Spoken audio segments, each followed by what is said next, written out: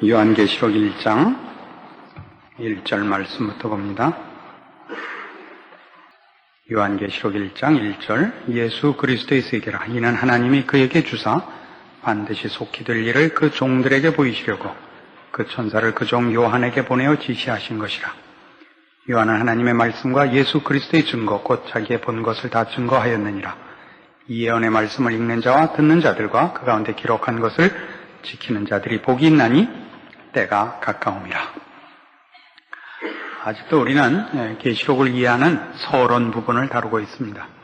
오늘 우리가 생각하려는 것은 이 종말론에 관하여 가장 세상에 잘 알려진 제일 여러분들이 많이 들은 책으로나 설교로나 제일 많이 들은 사상은 세대주의적 종말관입니다. 오늘 확인하려고 하는 것은 세대주의자들은 도대체 성경을 어떻게 이해하며 종말을 어떻게 기대하고 있는가 하는 것입니다.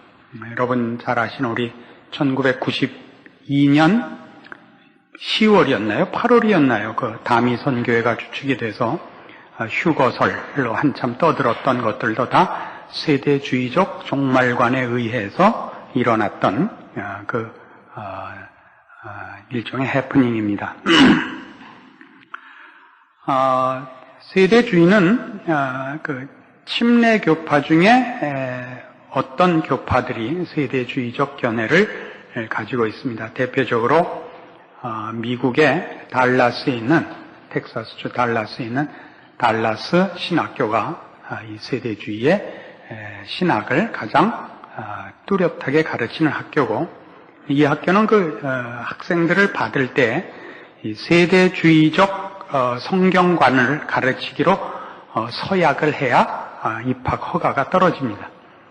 이 학교는 미국에서는 사실 제일 크고 유명하고 영향력 있는 신학교입니다.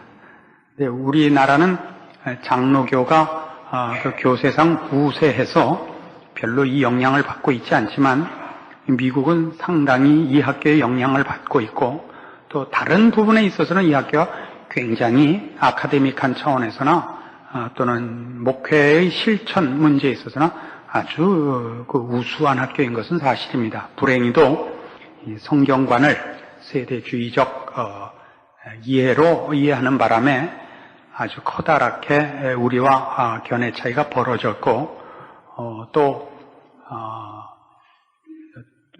분명히 성경을 잘못 이해하고 있다고 저희들은 생각이 됩니다. 어쨌든 세대주의 얘기를 좀 합시다.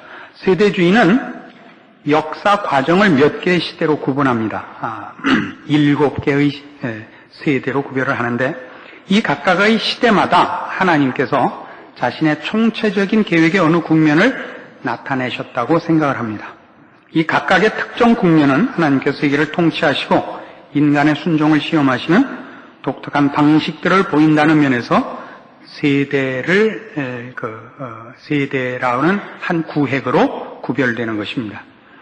이 세대주의 신학자 중에 유명한 스코필드는 세대를 인간이 하나님의 의지의 특별한 계시에 대한 복종과 관련하여 시험을 받는 기간이라고 정의하였고, 또 라일리는 세대를 하나님의 목적 성취 과정에서 구분 가능한 경륜으로 정의했습니다. 그러니까 스코필드, 라일리, 그리고 또 앞선 사람으로는 바비라는 이 신학자들이 있습니다. 이런 사람들은 다 세대주의의 신학자들입니다. 여러분, 성경 중에는 스코필드 바이블이라는 게 있습니다. 성경 중에. 그래서 그걸 보시면 거기 연대가 이렇게 각 사건마다 기록이 되고, 그래서 시대 구분을 돕기 위하여 표기되어 있는 걸 볼 수 있습니다.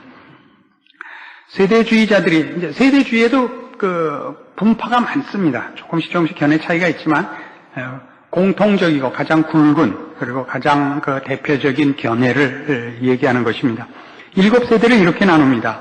첫 번째 세대를 무죄시대, 인간 창조부터 타락까지, 그러니까 창세기 1장, 2장, 그다음에 3장고 타락하는 시기까지, 타락 전까지가 이제 무죄 시대. 두 번째 세대는 양심 시대, 타락으로부터 노아 홍수까지. 세 번째 세대는 인간 정부 시대, 노아에서 바벨탑까지, 창세기 8장 15절에서 11장 9절까지입니다.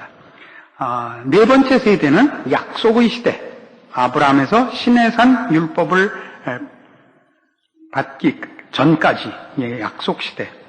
다섯 번째는 율법 세대, 이때는 시내산 율법을 받아서부터 예수의 공생애까지를 율법 시대.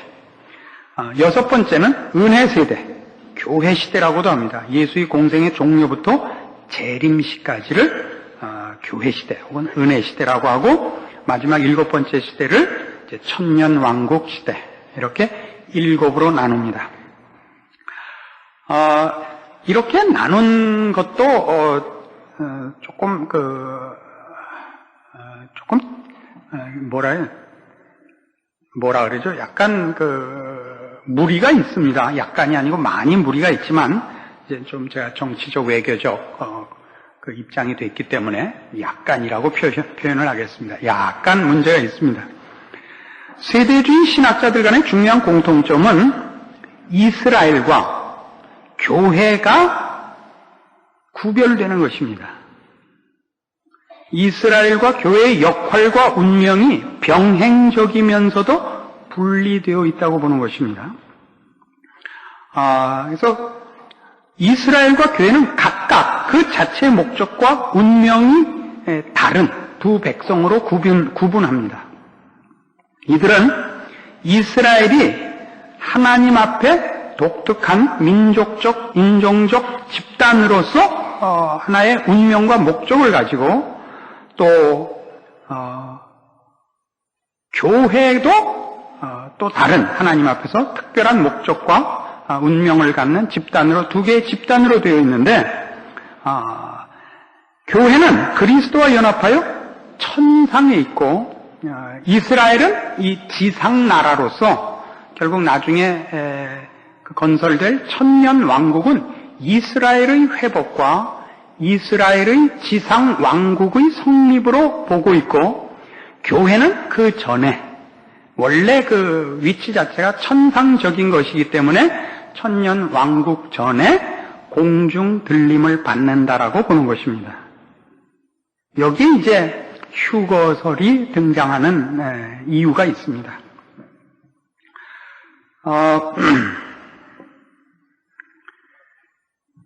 교회와 관계되는 말세는 그리스도의 초림과 함께 시작되었으며, 특별히 이 시대 끝에 타락과 배교의 때가 있다고 봅니다.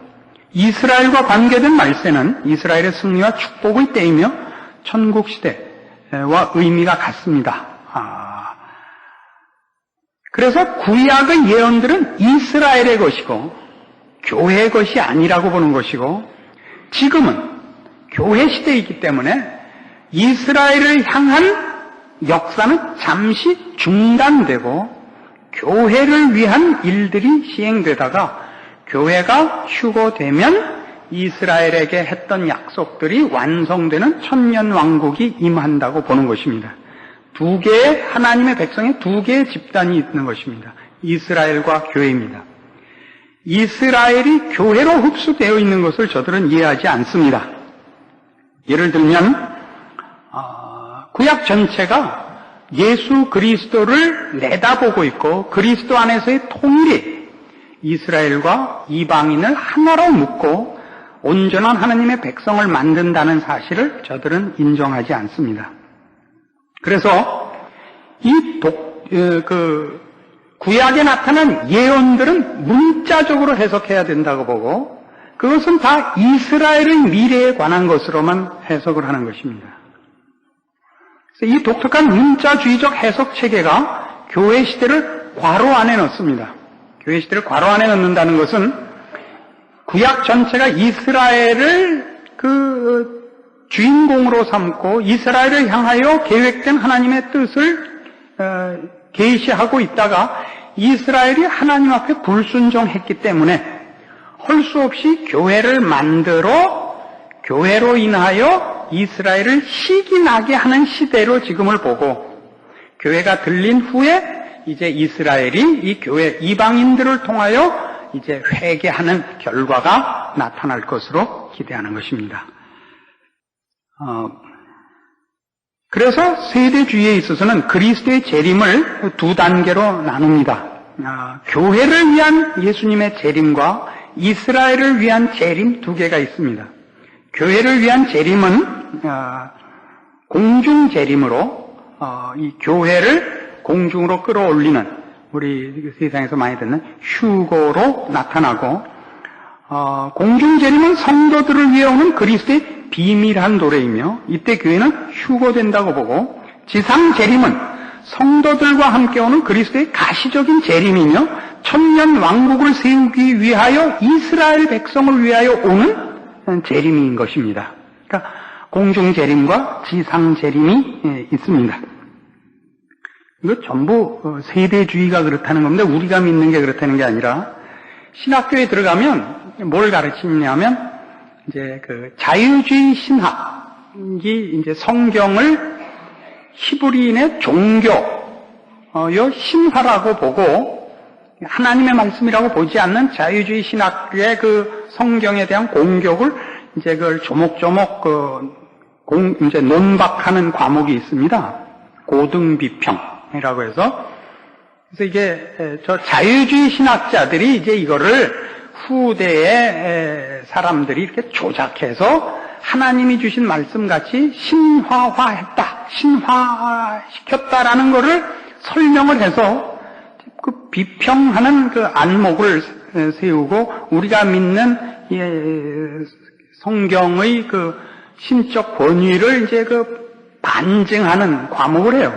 학기말 시험 보면 이런 답안지가 꼭 나와요. 나는 성경이 그런 책인 줄 이번에 처음 배웠습니다. 이런 사람이 꼭 나와요. 잘 들으시라요. 세대주의자들이 이런다는 겁니다.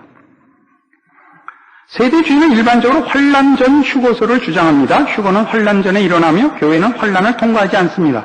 교회가 휴거된 후 하나님은 이스라엘에 대한 구약의 예언을 성취하시며 이스라엘이 하나님 보시기에 여전히 하나님의 독특한 민족적, 인종적 집단이라고 주장하기 때문에 민족으로서 이스라엘은 회복되어야 한다고 보는 것입니다.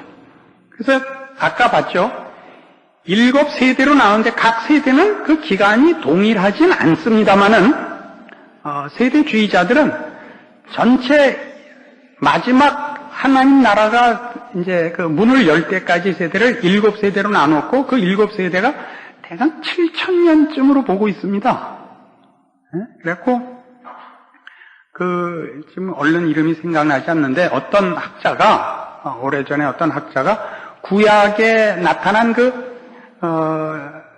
등장하는 구약의 인물들이 등장하는 수명이 있잖아요. 그걸 다 더해 보니까 아담이 태어난 게 기원전 4,000년 어간이 되더라, 이렇게 돼 있어서, 여러분 어떤 성경책을 보시면 BC 4,000 몇 년 이렇게 스코필드 바이블 같은 데 틀림없이 그렇게 나옵니다. 그래서 구약 시대를 4,000년 보고 신약 시대를 2,000년 보고 이제 7,000년째가 1,000년 왕국이 1,000년이 되니까 그게 7,000년으로 보는 겁니다. 이제 왜 그렇게 했는지는 이제 시편에 있는 하나님 앞에는 하루가 1,000년 같고 1,000년이 하루 같다를 확대 해석을 한 거예요. 그래서 따져보니까 2000년부터 1000년 왕국이 들어가려면은 1999년에 예수님이 가시적인 재림을 하셔야겠고 7년 대환란 그 전에 있어야 되니까 그 7년을 빼니까 1992년에 교회가 휴거돼야 되겠더라 말이에요. 그래서 92년 휴거설이 등장을 했던 것입니다. 이건 옛날부터 쭉 있었던 건데 늘 틀리면 뭐라 그러냐면 날짜 계산이 틀렸다 그러지, 자기네들 믿는 게 틀렸다는 절대 그러지 않습니다. 그래서 그런 일들도 이렇게 나오게 된 겁니다. 천년왕국을 강조하는 것이 세대주의 종말론의 특징입니다. 천년왕국은 단순히 예수 그리스도의 천년간의 통치의 목적이 있는 것이 아니라 이스라엘에 대한 하나님의 언약 성취와 이스라엘 민족의 회복에 그 목적이 있습니다. 세대주의 종말론에 의하면 마지막 때 세계적인 7년 대환란이 있게 되고 그 직전에 그리스도께서 공중재림하신다고 믿습니다. 이때 죽은 성도가 부활하여 살아있는 성도와 함께 공중으로 휴거되어 강림하시는 그리스도를 공중에서 영접하며 대환란을 피하게 된다고 봅니다. 데살로니가전서 4장 16절 17절을 근거로 하고 있는데 데살로니가전서 4장 16절 17절은 예수 믿다가 죽은 자들은 어떻게 되는가라는 데 대한 설명이지 휴거설을 얘기하고 있지 않습니다. 데살로니가전서 4장은 그때 이 초대교회에서는 예수님이 자기네 죽기 전에 오실 줄로 알고 있었어요. 그런데 암만 기다려도 예수님은 오시지 않고 같이 믿던 성도들 중에 죽는 사람이 생겼단 말이에요. 죽으면 끝이다 이런 생각이 있어. 죽은 사람들은 그다음에 나중에 예수님 오시면 어떻게 되는가? 살아있다고 꼭 유리한 건 아니다. 그 얘기를 위하여 데살로니가전서 4장 16절 17절에 휴거설이 나온 거예요.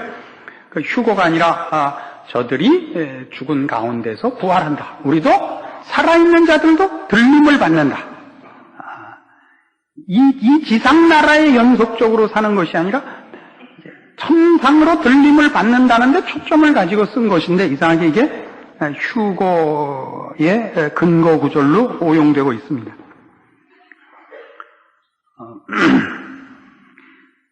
7년 동안 진행되는 어린 양의 잔치에 휴거된 자들이 참여하여 기쁨을 누리는 동안 지상에서는 7년 대환란과 적 그리스도의 통치가 전개됩니다.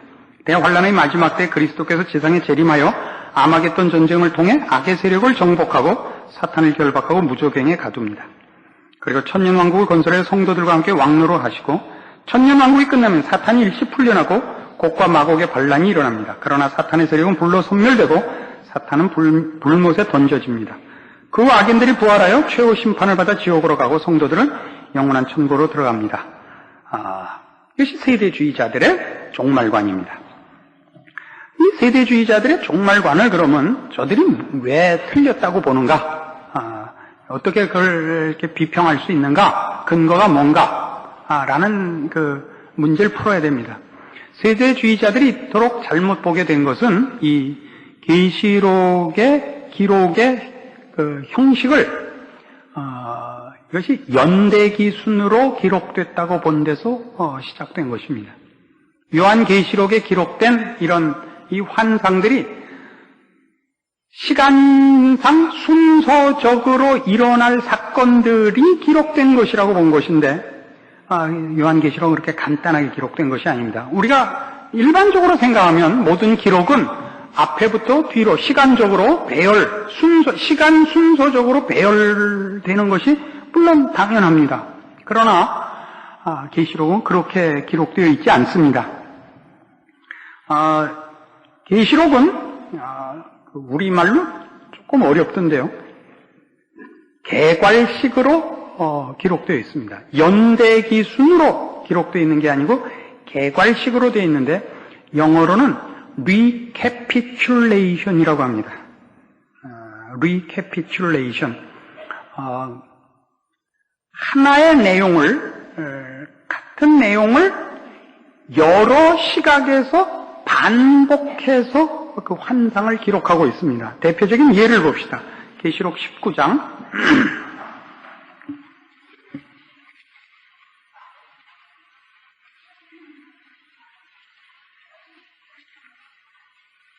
계시록 19장 11절입니다.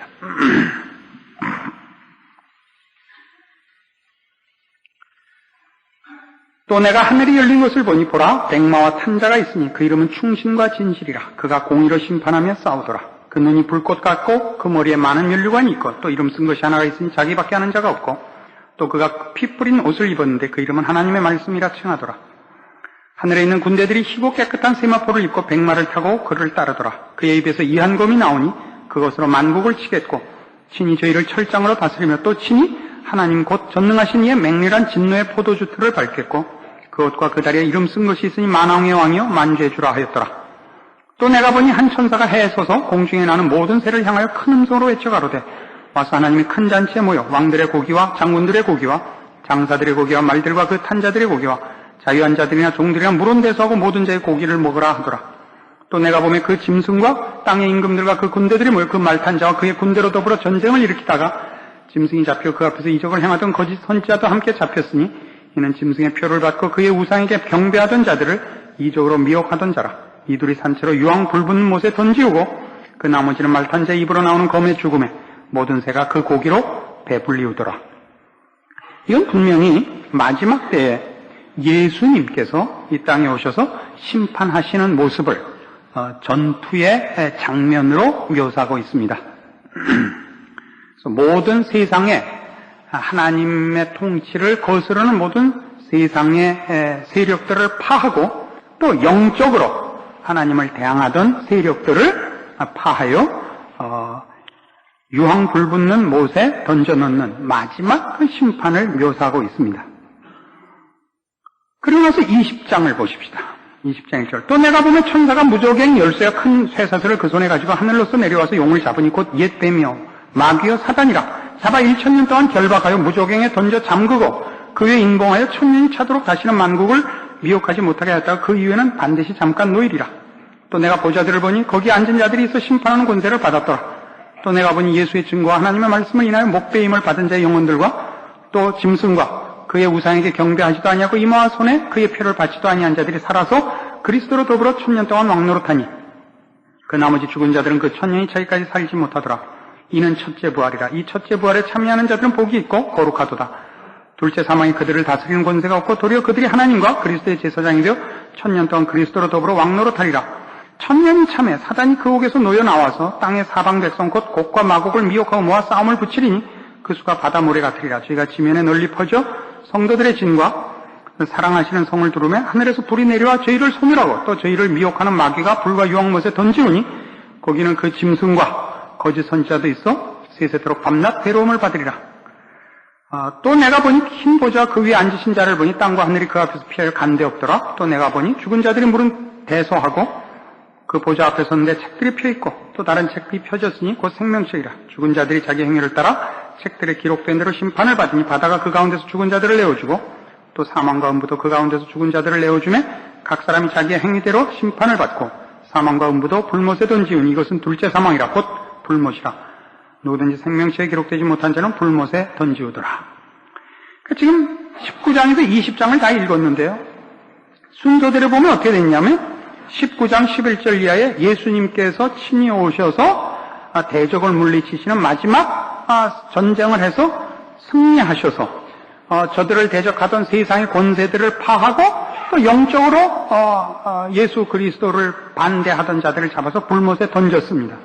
그리고 순서대로면 그리고 천사가 무저갱 열쇠 큰 쇠사슬을 가지고 하늘에서 내려와서 옛 뱀과 마귀를 잡아 1000년 동안 결박해서 잠그고 1000년 왕국이 시작이 되고 그 다음에 7절에 1000년이 차자 사단이 그 옥에서 나와서 다시 자기를 추종하는 자들을 모아서 반항을 재시도하다가 다시 그 하나님의 심판에 이제 굴복하여 마지막 멸망을 당하고 그리고 그 다음에 그 모든 죽은 자와 산재들이 하나님 앞에서 심판을 받는 장면이 있고 21장에 새하늘과 새 땅으로 연결되는 순차적으로 이렇게 보입니다. 그래서 우리가 이 계시록을 읽을 때 그동안 세대주의자들의 그 영향과 또 그냥 읽었을 때 보이는 이런 모습들 때문에 거기 일리가 있어 보이고 저들도 이것 때문에 오해를 했고 우리도 귀가 솔깃했던 것이 사실입니다. 그러나 이제 자세히 보시면 이 19장 11절에서 21절까지 있었던 사건은 20장 7절 이하에 있는 것과 같은 내용이다 이겁니다. 20장 7절이면 1000년이 참에 사단이 그 옥에서 놓여 나와서 땅의 사방 백성 곧 곡과 마곡을 미혹하고 모아 싸움을 붙이리니 그 수가 바다 모래 같으리라. 저희가 지면에 널리 퍼져 성도들의 진과 사랑하시는 성을 두르며 하늘에서 불이 내려와 저희를 소멸하고 또 저희를 미혹하는 마귀가 불과 유황못에 던지우니 거기는 그 짐승과 거짓 선지자도 있어 세세토록 밤낮 괴로움을 받으리라. 요 7절에서 10절까지의 요 내용은 19장 11절에서 21절까지 있었던 것이 다시 반복된 것입니다. 어떤 면에서 반복된 걸까요? 19장 11절 이하에는 드디어 우리가 기다리던 예수 그리스도께서 백마 타고 임하신다.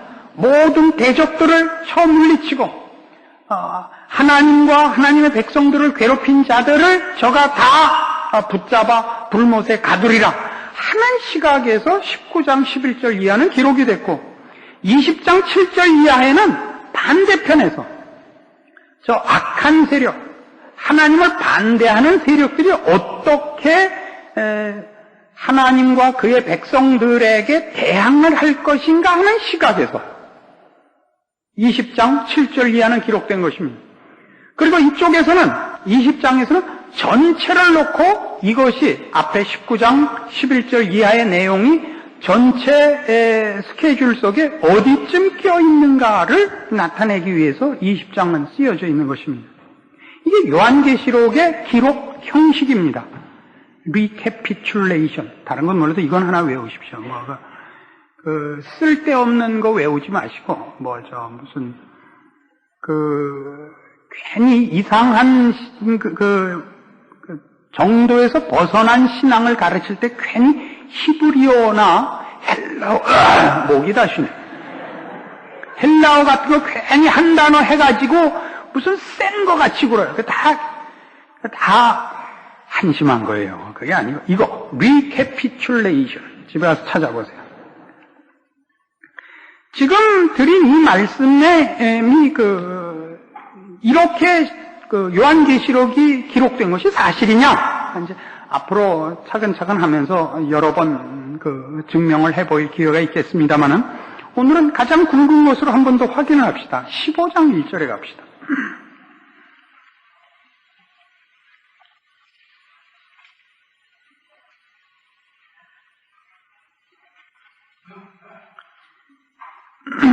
(15장 1절) 또 하늘에 크고 이상한 다른 이적을 보며 일곱 천사가 일곱 재앙을 가졌으니 곧 마지막 재앙이라 하나님의 진노가 이것으로 마치리로다. 이제 일곱 대접의 재앙입니다. 근데 이 일곱 대접의 재앙을 말하면서 뭐라 하냐면 마지막 재앙이라 하나님의 진노가 이것으로 마치리로다 이렇게 되어 있다고요. 16장 1절 또 내가 들으니 성전에서 큰 음성이 나서 일곱 천사에게 말하되 너희는 가서 하나님의 진노의 일곱 대접을 땅에 쏟으라. 그래서 15장 1절에 이 얘기가 16장에 이제 시행되고 있는 거예요. 일곱 대접을 쏟는 거예요. 16장 16절 세 영이 히브리음으로 아마겟돈이라 하는 곳으로 왕들을 모으더라. 일곱째가 그 대접을 공기 가운데 쏟음에 큰 음성이 성전에서 보좌로부터 나서 가로되 되었다 하니 번개와 음성들과 뇌성이 있고 또 큰 지진이 있어. 어찌 큰지 사람이 땅에 있어오므로 이같이 큰 지진이 없었더라. 큰 성이 세 갈래로 갈라지고 만국의 성들도 무너지니 큰 성 바벨론이 하나님 앞에 기억하신 바 되어 그의 맹렬한 진노의 포도주 잔을 받으며 각 섬도 없어지고 산악도 간데 없더라. 또 중수가 한 달란트나 되는 큰 우박이 하늘로부터 사람들에게 내리며 사람들이 그 박제로 인하여 하나님을 회방하니 그 재앙이 심히 크니로라. 이 16절에서 21절까지 있는 이 얘기는 마지막 재앙이에요.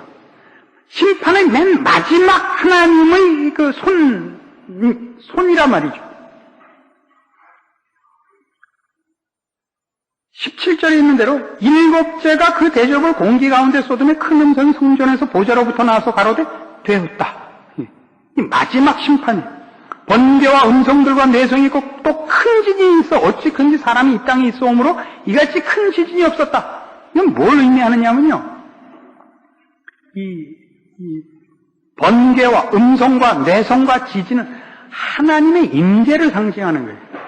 재난을 상징하는 게 아니라 무엇에서부터 왔을까요? 이 이미지가 출애굽해서 시내산에 이스라엘 백성이 당도해서 율법을 하나님이 주시려고 시내산에 강림했을 때의 모습이란 말이에요. 번개와 음성과 내성과 이런 지진, 이런 건 하나님의 강림하심을 말하는 건데 그 하나님의 임재와 간섭하시는 손의 큰 것을 뭐라 그래? 이 땅에 있어오므로 이같이 큰 지진이 없었다. 하나님의 마지막 펀치라고요, 지금 이게. 15장 1절에서 선언되고 지금 17절에서부터 21절까지 이걸로 말하자면 이제 다 한 거예요. 그것이 말하자면 지금 19장 우리 아까 본 대로 19절 이하에서 뭐라고 나왔냐면 19장 19절 또 내가 보매 그 짐승과 땅의 임금들과 그 군대들이 모여 그 말탄 자와 그의 군대로 더불어 전쟁을 일으키다가 아까는 대접을 쏟은 것으로 하나님께서 이 일을 행하신 것으로 그의 강한 손으로 편팔로 하신 것으로만 묘사되었던 것이 이것이 구체적으로 보면 백마 타고 나타나신 예수 그리스도에 의한 심판으로 이렇게 되어 있단 말이에요. 전쟁을 일으키다가 짐승이 잡혀 그 앞에서 이적을 행하던 거짓 선지자도 함께 잡혔으니 이는 짐승의 표를 받고 그의 우상에게 경배하던 자들을 이적으로 미혹하던 자라. 이들이 다 산채로 유황 불붙는 못에 던지우더라 이겁니다. 그러면 생각해보면 이게 시간적, 연대적인 순서로 되어 있는 것이면 15장에서 마지막 재앙을 선언하고 이것으로 심판이 끝난다라고 선언해서 16장의 그 마지막 일곱 대접의 마지막 7번째 대접을 쏟고 되었다라는 선언이 있고 난 다음에 다시 전쟁이 있다는 것은 맞지 않죠, 말이. 마지막이 있었는데 또 이건 뭐예요? 다음번에 볼 영화의 예고편이라면 모를까? 그래서 끝난 거네요. 이제 요한계시록을 기록한 요한의 글 쓴 형식이요. 또 그렇게 해서 전달하려는 어떤 의도가 있어서 그렇게 했던 것입니다. 그동안 이런 일들을 우리 너무 쉽게 모든 기록은 연대순으로 되어 있을 거라고 막연한 선입견을 가지고 읽었던 거죠. 20장 7절에 어떻게 되어 있었어요? 이게 다 같은 거예요. 20장 7절 천년이 참에 사단이 그 옥에서 놓여나와서 땅의 사방 백성 곧 곡과 마곡을 미혹하고 모아 싸움을 붙이니 그 수가 바다 모래 같으리라. 그러니까 이 사건이나 19장 19절 이하의 사건이나 아까 16장 17절 이하의 사건은 다 같은 거예요. 다 같은 내용인데 무엇을 중심으로 보느냐. 또 이렇게 전체 스케줄을 놓고 이런 순서가 있을 것이다라고 얘기할 때와 이것은 무엇이냐라고 그 내용을 확대해서 그 부분을 묘사한 것과 다른 것입니다. 이해하시겠죠? 이걸 그냥 연대기 순으로 놓으면 시간 순서로 그냥 읽어버리면 그러면 틀림없이 전천년설이 되고 맙니다.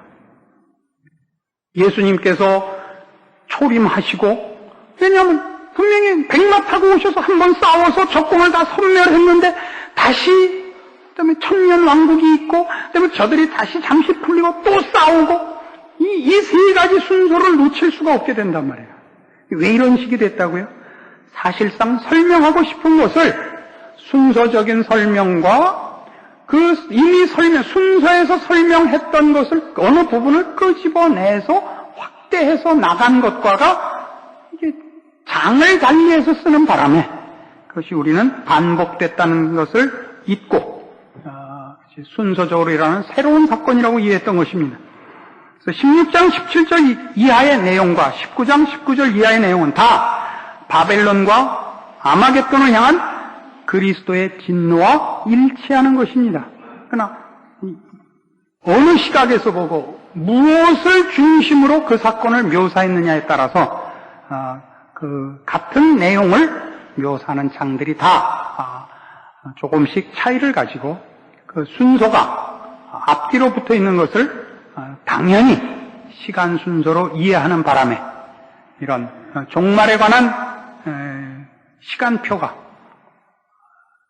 공중재림, 천년왕국, 지상재림의 순서를 만들게 됐던 것입니다.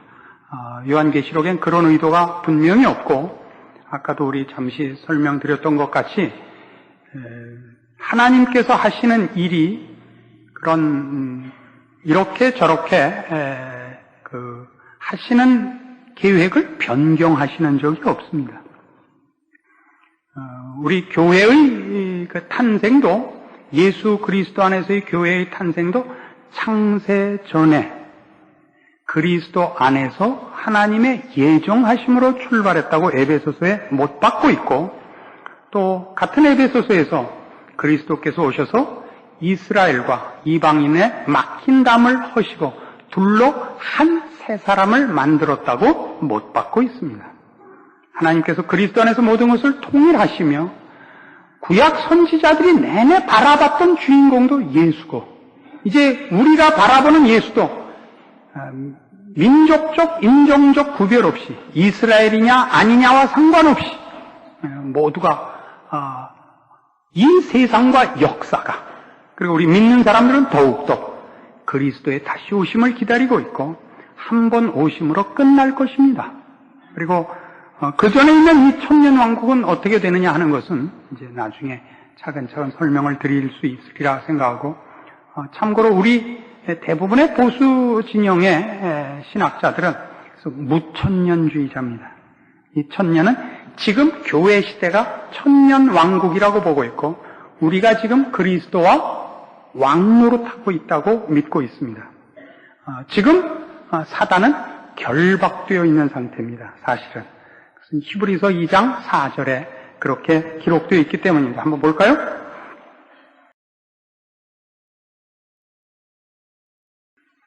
히브리서 4절이 아니네요. 14절이네요. 이제 뭐 이 나이에 십자 하나 빼먹은 거야. 뭐 얼마나 준수한 겁니까? 히브리서 2장을 맞췄는데 이미 14절.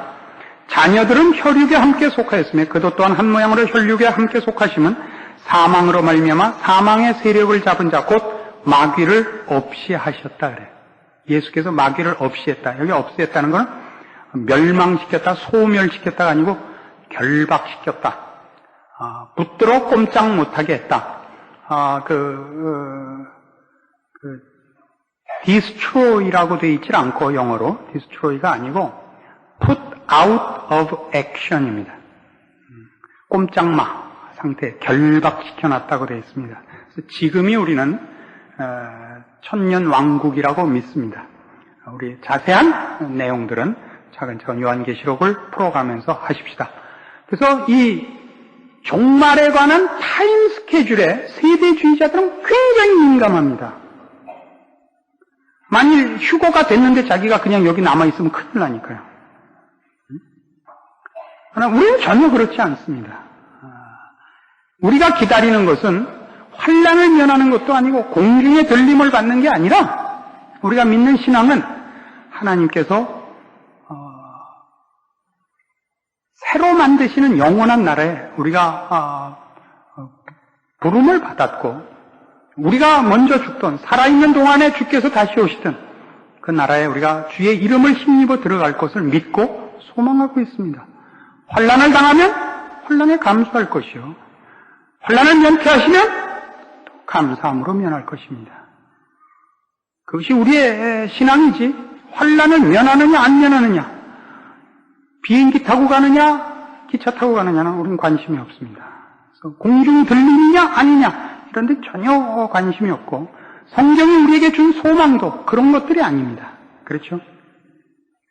여러분 마음에 여러분이 믿는 결국 정말 우리의 마지막 운명에 대한 가장 굵은 신앙의 내용들을 이런 사소한 것들로 흔들리지 말기를 바랍니다. 기도하십시다. 하나님 아버지 은혜를 감사합니다. 우리의 마지막은 우리의 살아생전에 있을지 우리가 죽은 다음에 일어날지 모릅니다. 우리의 관심은 마지막 날에 일어나는 사건들 혹은 그 기묘한 무슨 프로그램에 있지 않고 그 내용에 있어야 옳습니다. 우리가 믿는 하나님이 이 죄 많은 세상을 결국 심판하실 것이요, 주를 믿는 하나님의 백성들을 위하여 새하늘과 새 땅을 창조하신다는 그 사실입니다. 우리의 믿는 신앙을 인하여 이 세상에서 당하는 모든 것을 극복하고 하나님의 사람으로 충성하다가 주님 부르시는 그날 주의 품으로, 그리고 주께서 우리를 위하여 준비하신 그 나라로 들어갈 것을 믿습니다.